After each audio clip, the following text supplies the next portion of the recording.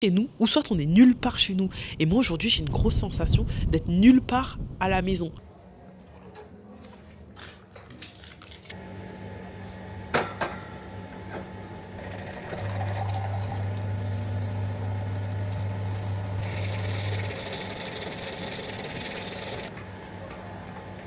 Alors aujourd'hui je voulais parler de l'immigration. Comme vous le savez, je viens de France. Là actuellement je suis en Angleterre et je suis aussi au Canada. Je voulais faire une vidéo sur les différences du coup entre les deux pays en termes d'immigration, qualité de vie, travail, etc., etc. Et ce que moi j'en pense, vu que du coup je fais un petit peu les deux et voilà. En tant que Français, comme vous le savez, l'immigration en Angleterre c'est plus comme avant. Depuis que le Brexit est passé, je me rappelle quand le Brexit est passé, j'habitais en Angleterre, j'habitais ici, c'était en 2016. Et franchement, on s'y attendait pas du tout. Je pense qu'on était tous là, on était tous au travail et tout. On savait pas qu'il fallait aller voter et tout. Mais vous savez, c'était tellement abstrait et on s'y attendait tellement pas que personne n'a calculé le lendemain Brexit. Donc en tant que Français qui vivent dans l'Union européenne, on n'a plus la possibilité de venir travailler en Angleterre comme on le faisait avant. On ne peut pas venir avec ses valises, débarquer et commencer à travailler avec notre passeport et tout et tout. Ça c'est fini. C'est devenu super compliqué. Toutes les semaines, ils endurcissent la chose. C'est-à-dire que toutes les semaines, ils ajoutent quelque chose d'autre. Avant, on pouvait venir si on avait un employeur. Et il fallait avoir un employeur et un certain niveau d'anglais. Il me semble que c'était B2. Donc B2, je dirais que c'est allez, ça va. Sauf que par exemple, la semaine dernière, ils ont fait passer une loi où maintenant il faut avoir un employeur et c'est plutôt B1. D'abord, je voulais voir l'aspect immigration. Donc du coup, comme on le sait, l'immigration à Londres, c'est devenu super compliqué. Avant, on déposait nos bagages pour tous les gens qui l'ont fait dans le passé. On faisait même des petits jobs dans les restaurants, etc. Ça passait crème. Sauf que maintenant, c'est plus possible. Maintenant, il faut venir en Angleterre avec un sponsor, un travail. Le niveau d'anglais compte. Aussi, il y a l'assurance. Donc tout ce qui est médical et tout, il faut le payer maintenant quand tu viens de cette façon-là. Il faut payer le visa, il faut payer le NHS. Il me semble que c'était 600 par mois ou quelque chose comme ça. 600 par mois, excusez-moi, 600 livres par année, quelque chose comme ça. Après 5 ans de travail en Angleterre, on peut avoir la résidence permanente. Le Canada aussi, je dirais qu'ils ont quand même renforcé un petit peu les choses. Ils ont un petit peu renforcé les choses. Avant, il y avait plus de gens pour le PVT. Le PVT dure 2 ans. Avec le PVT, au bout d'1 an, tu peux avoir le CSQ. Tu peux prétendre faire une demande pour le CSQ et ensuite faire ta demande de résidence permanente par la suite. Et donc ça aussi, ça a changé parce que maintenant, avec les 2 ans, ils veulent que vous ayez 2 ans d'emploi pour pouvoir prétendre au CSQ, sauf que rares sont les gens qui viennent en PVT directement. Sinon, tu peux rentrer en entrée express. En termes d'emploi aussi, ça a changé, il y a moins d'emplois. Donc pour les sponsoring, ça dépend de ton secteur d'activité, donc c'est aussi un peu plus compliqué. Je dirais... le Canada, ça reste quand même plus accessible parce qu'il y a plusieurs programmes pour immigrer. Le IC, l'entrée express, le PVT, comme je vous ai dit. Contrairement à Londres où ça dépend vraiment de l'emploi, le sponsor, les démarches qui sont plus chères aussi pour Londres. Là, tout ça, je parle en tant que Français. Et ensuite, le Canada, il y a l'anglais, il y a le français, donc c'est plus avantageux. Et après 1 an ou 2 ans, selon les programmes, parce que c'est vrai que j'ai pas envie de dire de bêtises, mais c'est vrai que l'entrée express, t'as directement la résidence permanente. Voilà, donc je dirais qu'en termes d'immigration, actuellement, en tant que Français, c'est kiff-kiff. Vraiment, je dirais ça dépend de votre niveau d'études, ça dépend de l'emploi, etc., etc. Mais c'est vrai que c'est un petit peu plus accessible au Canada par rapport aux différents types d'entrées. Mais la vie au Canada, elle a changé vraiment. Moi, dans mon cas, en fait, j'ai la résidence permanente en Angleterre et la résidence permanente au Canada, donc ça va. Je suis pas dans toute cette... j'ai passé toute cette paperasse-là. Pour l'Angleterre, en fait, pour avoir la résidence permanente ici, il fallait avoir été à Londres au moins 1 jour avant 2021. Chose qu'on avait fait. Donc du coup, on s'est permis de faire la résidence permanente et tant mieux parce que du coup, on a le choix en fait pour vivre dans les deux. Ensuite, pour le niveau de vie, Londres, les loyers sont super élevés toujours. Après, on le sait, les loyers sont super élevés. Les transports en commun, c'est cher. L'accès au système santé, c'est-à-dire NHS et tout, elle est gratuite. Bon, j'aime pas trop leur système de santé, mais bon, elle est gratuite pour ceux qui ont la résidence permanente. Bon, aussi ceux qui viennent avec les visas, vu que vous devez payer une assurance. Le coût de la vie global, je dirais quand même élevé. Quand même, il est élevé. Et le truc, c'est que les salaires ne suivent pas toujours ce niveau de vie-là. Ouais, c'est ça. Les salaires ne suivent pas toujours. Donc, allez, Londres, je dirais que, et on le sait, le niveau de vie, il est assez élevé. Mais j'ai l'impression, une fois qu'on a géré l'aspect logement, parce que du coup, nous, on a pu acheter en Angleterre, une fois qu'on a géré l'aspect logement, ça va. Mais il faut gérer l'aspect logement, il faut le gérer, hein, parce il est hard, il est vraiment hard. Après, pour le Canada, je pense que les loyers, ça varie bien sûr en fonction des villes où tu habites. Si tu habites à Toronto, Vancouver, ce sera toujours un peu plus cher. Si tu habites au centre-ville, un peu moins du centre-ville, voilà, ça dépend de ces choses-là. Mais tu peux trouver quand même des loyers plutôt abordables. Après, il est vrai, et je mentirais si c'est pas le cas, que les loyers, ils ont augmenté depuis... comment ça s'appelle ? Depuis post-Covid, loyer, ça a augmenté un truc de fou. Donc avant, quand on est arrivé 2019, on pouvait avoir un 2 chambres au centre-ville, parce que vraiment au centre-ville de Montréal, un 2 chambres environ dans les 1400. Non, un 2 chambres, excusez-moi, quand même une chambre dans les 1400, 1000 par là, centre-ville, plein centre-ville. Et aujourd'hui, une chambre, 2000 par là, ouais. Mais ça commence à baisser, Je vois des annonces, je vois que ça commence à baisser. 1900, 1800, et tant mieux. Bon, je pense pas que ça va aller bien plus bas, mais ça commence à baisser. Donc entre Londres et le Canada, je dirais que en termes de logement, le Canada... les loyers, selon les villes, etc., et tout ce que je vous ai cité, les loyers, ça va. Là, les loyers, c'est quand même un peu cher, mais ça va. Ensuite, à Londres, on n'a pas besoin de voiture spécialement. Si t'es pas véhiculé, ça se fait super bien avec les transports en commun, etc. Et en plus, je trouve ça super bizarre, les Uber. Je trouve le prix, je trouve que c'est vraiment pas, c'est pas cher. Je trouve ça pas cher. Il y a des distances qu'on fait ici et on se dit ça va coûter que, je sais pas, 12 euros, 12 livres, alors qu'on va les faire, je sais pas, en France ou au Canada, c'est beaucoup, beaucoup plus cher. Donc, à Londres, si t'as pas de voiture, il n'y a pas de souci. Au Canada, je dirais quand même qu'il en faudrait une, parce que vous voyez, c'est type ville américaine. Il n'y a pas beaucoup de transport, de tout ce qui est métro. C'est pas super bien desservi. Je me rappelle, il y a des trajets en voiture. T'en as peut-être pour 20-15 minutes. Et en transport, t'en as pour 1 heure. Donc, c'est pas bien desservi. Donc, je dirais... L'avantage des grandes villes, des grandes villes avec un bon système de transport de Londres fait que on n'a pas spécialement besoin de voiture. Le coût de la vie, je dirais qu'il est un peu équilibré. Je trouve que ça a augmenté. Franchement, j'ai eu un choc parce que je suis partie 2 ans entre-temps, 1 an, enfin 1 an et demi entre-temps, et j'ai eu un choc en revenant. Le prix des courses, mais ça a augmenté de fou, c'est plus ce que c'était. Donc effectivement, on dit qu'au Canada, le coût de la vie est un petit peu plus équilibré, mais tout ce qui est courses et tout, et en plus, les courses pour acheter quoi ? Du fromage à 12 $. Et la qualité aussi de la nourriture, l'Amérique, la qualité de la nourriture, je suis pas très fan, je vous avoue, au Canada. À Londres, ça se rapproche un petit peu de tout ce qu'on trouve en France, un petit peu en Europe et tout, donc ça va, j'aime beaucoup plus.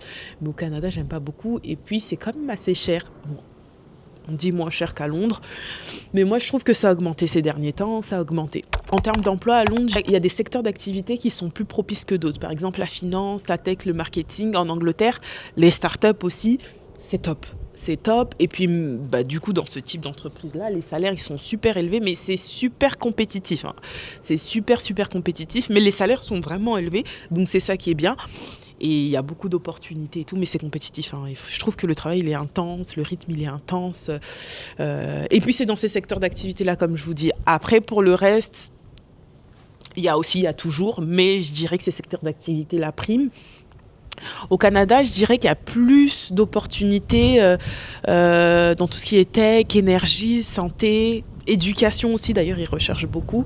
Post-Covid, il y a eu aussi une crise de l'emploi et c'est vrai que c'est devenu un petit peu plus difficile de trouver. Avant, je m'en rappelle, en arrivant en 2019, tu déposais ton CV, tu avais tellement de retours, tu choisissais, tu faisais plouf plouf, tu avais le choix. Sauf que maintenant, c'est fini en fait. Maintenant, tu déposes ton CV, tu as quelques retours. On peut ne même pas te rappeler si on ne te prend pas. Mais attends, on te rappelle pas si on ne te prend pas. Ça ressemblait pas au Canada, ça. Moi, je me rappelle, j'avais fait un entretien avec une entreprise. En plus, des entretiens super longs. Et ils m'ont pas rappelé. Mais ok. Au Canada, il y a plus de flexibilité. Il y a vraiment moins de pression au travail, je trouve. Je sens vraiment moins la pression du travail. Je trouve qu'il y a un gros côté humain. Bon, on dit qu'il y a beaucoup d'hypocrisie, mais limite, je préfère. Si c'est ça l'hypocrisie, alors je préfère. Il y a moins de stress.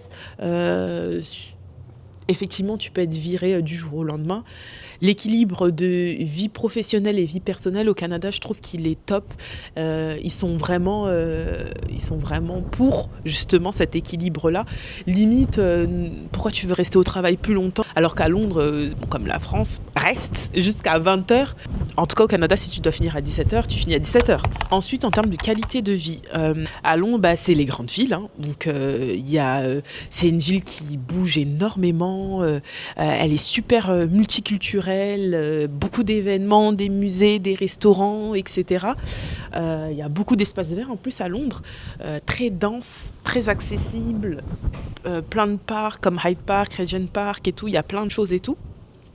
Au Canada, il y a beaucoup de nature, donc pour les fans de la nature, il y a beaucoup de nature, les lacs, les forêts, les montagnes, les villes sont plutôt calmes. Je dirais peut-être moins stressante un petit peu, dépendamment desquelles, mais même Toronto par rapport à Londres, c'est une ville un peu plus calme. Hein. Donc Londres, ce sera plus intense, il y aura beaucoup plus de choses à faire, ce sera beaucoup plus fast life. Et le Canada, moi je parle plutôt de Montréal, hein, parce que j'ai pas envie d'englober tout. Le Canada, ce sera beaucoup plus calme, il y aura une bonne qualité de vie pour les enfants. Alors quelle ville je préfère entre les deux, ça stade beaucoup. Franchement, j'ai beaucoup aimé au Canada quand je suis arrivée. J'ai beaucoup aimé le Canada, mais je pense que c'était la nouveauté. Vous voyez, moi, je suis une voyageuse. J'aime découvrir, j'aime la nouveauté, j'aime les nouvelles choses. J'ai beaucoup aimé. Par la suite, je suis rentrée dans une routine et c'était tout aussi bien. Mais je vous avoue, les hivers sont longs. Les villes sont plutôt calmes. Venant de Paris, c'est quand même assez calme. Londres, j'aime beaucoup. C'est une ville, je pense, qui me ressemble énormément. Le niveau fast life, il y a plein de choses à faire. Il y a plein de... Tu peux aller, il y a plein de restaurants, il y a plein d'activités, il y a plein de musées, il y a tout ça. Je suis plus ville que nature. Ça joue beaucoup. Donc ça, c'est un aspect que j'aime beaucoup. Après, en termes de criminalité, entre guillemets, je trouve que... je me sens plus safe au Canada. Et en plus, ce matin, avec les enfants, je me sens plus safe au Canada qu'à Londres. Disons qu'au Canada, vraiment, je pourrais marcher la nuit dehors, même avec mes enfants. J'aurais vraiment pas peur. Contrairement à Londres, je vous avoue que j'aime pas. Je trouve qu'il y a beaucoup plus de délinquance à Londres.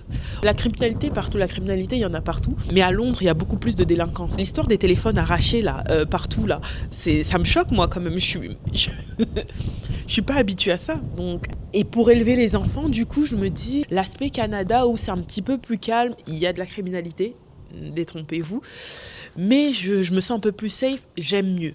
La météo, bon, Londres, il fait gris, on regarde le ciel actuellement, il fait gris, il fait pas froid, il y a du vent, mais il fait pas froid, mais il fait gris. Aussi, j'habite à côté de l'eau, donc c'est pour ça qu'il y a beaucoup de vent. Londres, il fait gris, effectivement, mais le Canada, il fait froid, et je suis pas quelqu'un de l'hiver non plus. Donc du coup, en termes de météo, c'est vrai que c'est quelque chose qui me prend aux tripes. En termes de carrière professionnelle, alors franchement, moi, le Canada, il m'a ouvert les portes, professionnellement, il m'a ouvert les portes, mais en grand, en termes de salaire, en termes de type d'emploi et de confiance, en fait. Et ce que j'aime là-bas, c'est vraiment l'équilibre vie professionnelle, vie personnelle. Par exemple, je suis revenue en France en 2022, je pense. 2022, j'ai travaillé en France, chez un grand groupe. Eh bien, vous savez quoi ? J'ai travaillé dans une grande entreprise de luxe. Alors l'entreprise, j'aimais tellement, j'aimais beaucoup. J'ai travaillé pour 2 entreprises dans le luxe. Déjà, je vous explique. Dans 2 entreprises dans le luxe. Première entreprise, j'aimais beaucoup tout ça. Et je suis tombée sur, vous savez, les pestes dans le milieu professionnel. Les pestes. C'est-à-dire ces filles-là on n'est même pas sur le même poste. Et en plus, moi, comme j'étais de passage, j'étais en intérim, on n'est pas sur le même poste. Je suis là de manière temporaire, mais tu me fais la misère, pourquoi en fait? Alors, je déteste ça au travail, donc ça veut dire que elle m'a fait vivre une mauvaise expérience. Vraiment, je venais avec la boule au ventre en emploi, alors que moi, ça me ressemble pas. Je venais au travail avec la boule au ventre, ça fait que je faisais beaucoup plus de télétravail. J'ai préféré rester chez moi. Je me disais, mais je m'étais dit vraiment, ça c'est tellement la France, ça, ce type d'atmosphère qu'on met au travail là, horrible. Deuxième entreprise, nickel, parfait, j'ai rien à dire. Ma responsable, les employés, parfait. Par contre, dans ces 2 expériences-là, très très très vite, j'ai été fatiguée émotionnellement parce que j'avais vraiment l'impression d'être dans un rythme métro, boulot, dodo. Mais très vite. Je sais pas pourquoi ça me fait ça en France et que ça me fait pas ça au Canada. Je pouvais travailler là-bas sur place tous les jours. Bon, après, depuis Covid, il y a beaucoup plus de télétravail. Mais même s'il y avait même si j'étais en 100% emploi, j'ai jamais ressenti ce côté métro, boulot, dodo. Je sais pas. En France, je sentais que si je restais encore un peu plus longtemps, je vous jure, j'aurais pu, je sais pas, sombrer dans une tristesse de ce métro, boulot, dodo. Il est tellement fort. On est aigris en France, hein, on est aigris. Et je me suis dit que les gens, ils sont peut-être aigris. Vraiment, enfin, on est saoulés en fait. On est saoulés. On en a jusqu'à assez. La France de Macron, on est fatigués en fait. Et donc, du coup, quand j'ai terminé, j'étais contente. Je me suis dit, oh, comment est-ce que c'est possible? Comment ça se fait? Pourquoi? Qu'est-ce qui a fait que je ressente ça? Et j'ai travaillé à Londres aussi. Effectivement, il y a ce côté où tu travailles dur, tu bosses dur, c'est intense et tout. Mais je sais pas pourquoi t'as cette envie de vivre quand même après l'emploi et tout. Mais c'est intense. Je trouve que qualité pro, vie perso, c'est comme la France. Je dirais que c'est comme la France parce que c'est assez intense. C'est vraiment intense et puis il y a une pression de ouf. Donc je dirais, pour la qualité de vie, j'aime le Canada. À Londres, il y a la proximité avec la famille. Moi, toute ma famille, elle est en France. Donc c'est pour ça que j'aime beaucoup Londres. J'aime beaucoup aussi, en plus de la ville qui est active et tout, que j'aime beaucoup, il y a le côté, il y a l'aspect qui est super proche de ma famille. Et ça, c'est top, top, top. Je peux les voir quand je veux, je peux les voir comme je veux.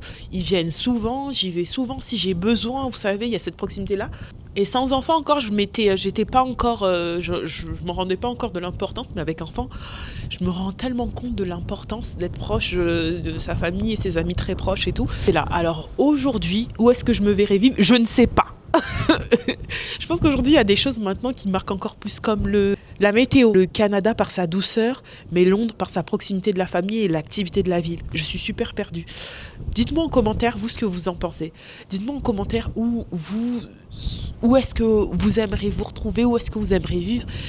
Votre immigration, comment ça s'est passé? Parce qu'en fait, le problème avec l'expatriation, c'est que ça nous rend trop indécis. Et au final, on est partout chez nous, et c'est aussi de l'indécision parce que du coup, on est amené on est plus en train à se déplacer, à changer de ville facilement chez nous, ou soit on est nulle part chez nous.